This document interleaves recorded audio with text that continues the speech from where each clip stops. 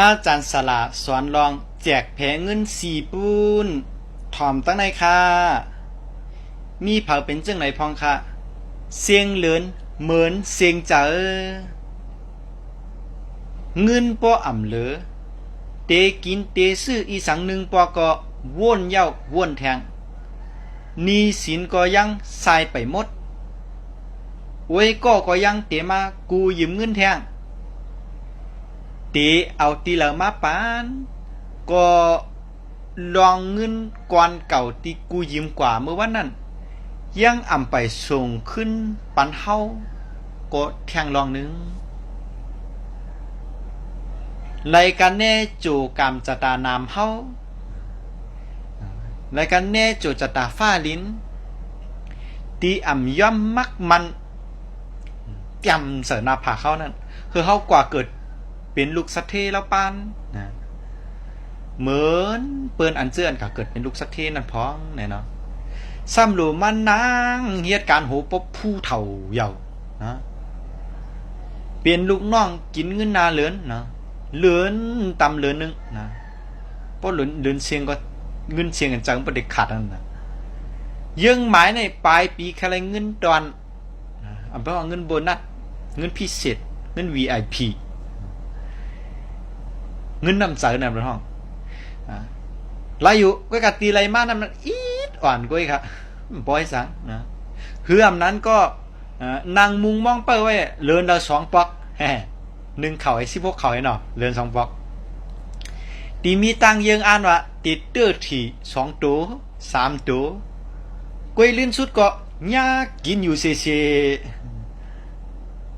เมื่อลองเงินเป็นลองใหญ่การมีลอกลายปักเปิงปลายวนตาคับขึงจัดการเงินจึงเป็นเมี่ยวตีเฮากูก็ถูกลีไล่มีปักเปิงการแจกแผงเงิน4 ปุ้น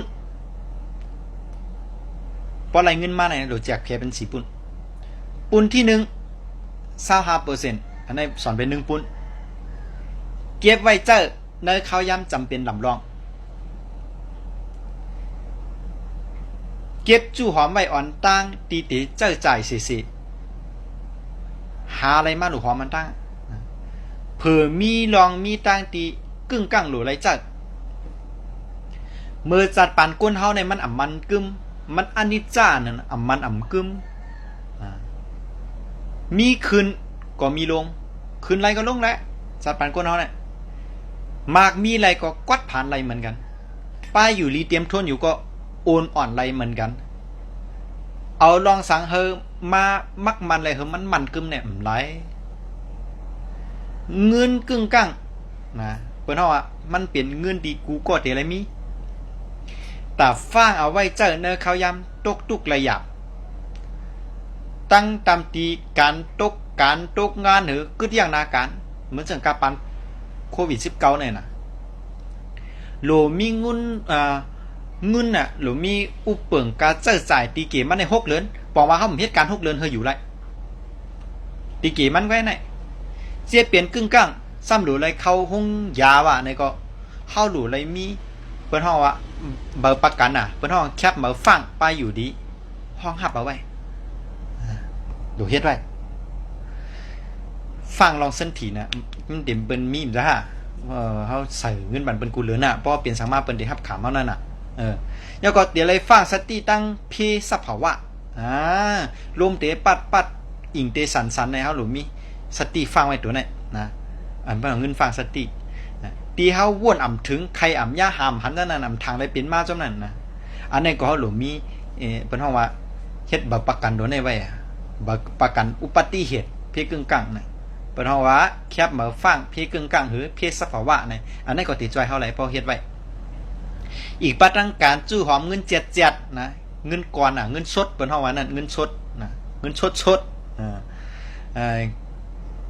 การจู้หอมเงินเจ็ดเก็บเอาไว้กำพองเนาะก็ติจอยเฮาแทงดองอุ่นเจอตั้มเจอในข้าวยำที่จำเป็นน่ะหรือไรเจอเงินขอในติเก็บไว้ในปั่นในเงินยินคังก็ได้นะกำไรมาถึงปูนที่25%อันนี้ก็สอนเป็น1 ปูนนะเจอจ่ายเลี่ยงต้องเลี่ยงก้นตีถูกลีลุ่มลาและ เฮ็ดเป็นพ่อนหลีกู้สู่ก็ไรนะเปิ้นว่ากู้สู่ก็ไรใส่ก็เต็มปุ้นแน่ๆตาเลี้ยงโตเก่าเลี้ยงปอแม่เฮ็ดกู้สู่เงินปุ้นที่2ในเนี่ยที่เอากว่าซื้อของเจ้าตีหลำรองตั้งศาสตร์ปานเฮาน่ะหรือไรมีไว้เจ้าเต้ๆนั่นเหมือนหนังเสื้อโคเฮาเนาะผ้าห่มโคนอนเฮาของเจ้าเนื้อหอเนื้อเฮือนเฮาผมปาตังเจ้าตื้อตาลุ่มลาด้วยถึงปอแม่หมู่ปีจุ้มน้องอวยก่อเสียสมาของเฮาหมอสอนของเฮาน่ะแล้วก็เอาเหตุการณ์ดีกู้สู่ก็เป็นปุ้นได้ปุ้นที่3น่ะ25%นั่นก็เป็น1ปุ้นนะเจ้าหาตั้งหู้เปลี่ยนยาออกเลวันแด่เมืองนะออกกว่าเลวันแด่เมืองปุ้นได้แน่แต่ตื่นลงอาลังในตั้งหูค่ะเฮาถูกดีไล่แต่ตื่นลงอาลังในอาหมวยฝ่ายตั้งหูตาวันตามมื้อนะวันตามมื้อนามาเปิดได้แล้วตั้งหูในกะเจ้าหากินเมื่อหนังซื้อปั๊บลิกลีมาหลูมาอ่านเข้าโฮมปังเฮียนตั้งหูตากำแถมในนาการนั้นเฮาเฮ็ดอยู่นั้นคือเตออกข้าวตั้งกว่าเหล่เมืองผุยหูมึนตาเรียบเฮียนเมียวเตียนเหม่อตาผุยออกของเฮาเนี่ยเฮาคึดกับคึดปันแลกวางไก่ยึงขึ้นแทงน้ำปุนที่4นะ25%ใน1ปุนนั่นก็ใจเตะตื้นลงอาล่างในนาการสินเมียวเนาะปุนในเนี่ยลงตื้นในอาหมวยโคของเงินคำก้นเฮาเตะคืบนาเฮามันกึมมีจัดปานอยู่ไรลีนั่นไหนรวยอำโลมือเหย้อนเปิ้นนะลำลองแต่เขาเตะไรฮู้จักแจกแผงเงินออกมาตาเตะตื้นลงอาล่างเนอาหมวยโคของเงินคำอันเปิ้นเฮาลงทุนลงทุนในทรัพย์สินอันเป็นว่านั่นตีเฮาเลยรับนำต้นพ่อนดีเลยไล่ขี่หลอกหมอกตู้มันมาขึ้นเหมือนเฮาปลูกต้นไม้ปลูกต้นหมากม่วงยังไม้ก็อันได้กินหมากมันกินเรื่องก็ขายนับเอาเจียมเหมือนหนังหุ้นว่าเพิ่นว่าแลกกินน้ำเงินจำได้นะกองตื้นโฮมกองทุนรวมเพิ่นว่านะกล้าขายเตือกหลีนว่ะกล้าขายตีหลีนว่ะกล้าขายเคลื่อนว่ะหรือกล้าขายข้ามว่ะจำไหนก็เป็นการแตะตื้นโลกอารังมิวนึงก็เงินปนในเฮาหลุดตั้มใจไว้ว่าเพราะซุ่มก็มันเตื้อแล้วเฮาก็เปื้อเงินใน3ปุนนึงเฮาเก็บว่าปุนนึงเฮาจะจ่ายปัจจุบันเฮาปุนนึงเฮาหาตั้งหูเอานะพอมีตั้งหูเฮาจังก็แตะตื้นลงอารังนะพอมีตั้งหูอย่าไปกะเฮ็ดคอหมายสีเนี่ยเอาเงินจู่ไว้นั่นก่อนกอบสังความสอนในรองในอาจารย์สละว่นว่ามีพรดีเต้ๆนะก็กอบความสั่งความสอนในรองในอาจารย์สละว่นว่ามันมีพรดีเต้ๆกอบมันจอยเฮา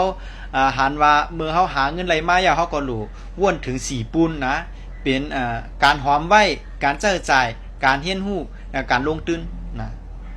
ข่าวยามเฮาลัดถึงการคับขึงเงินในฝ่ายนึงก็มีหลักอยู่น้อยใจว่าเฮ็ดจึงหือเฮเงินเป็นค่าเจ้าตีหลีเจอปอกมาเป็นเจ้านายของเฮาการที่เฮาเตเฮ็ดจึงนั้นไรนั่นไหนปูนนึงเป็นเฮาโหลมีปักเปิงในการจ่ายเงินค่ะและหลักการจ่ายเงินก็เป็นเตไรฮู้จักขับเจียนการตีหลำลองการขับเจียนได้เอ้าเป็นเมียวตีหลำลองเต้ๆตอนตะกูลองเย้าไหนค่ะเนาะเฮามีข่าวยามเจอจัดปานในปอดสันเต้ๆนะเฮามีข่าวยามนะในจัดปานในปอดสันแลเก๋ไว้เต้ค่ะเฮามีข่าวยาม24นาทีข่าวยามติเฮ็ดอีสังก็เตไรขับเสียนการลำลองแลว่าการอันเหลอลำลองหรือไรเฮ็ดอ่อนตั้งการอันเหลอตามมานะการอันเหลอห้องลงมาก็กวายเฮ็ดจอมตั้งหลังตามกันมาจังไหนค่ะตอนต่างเงาตุ้งหัวในย้อนกึดยังไว้กันได้ก่อนค้าทบยากันแทงหมึกในเงาตุ้งหัวนะเงื่องแวเพเข็นเขาหาลองหลีบ้านแม่นข้าเฮาปอสลาดตื้นหลีเมืองไทยมาสูงค่า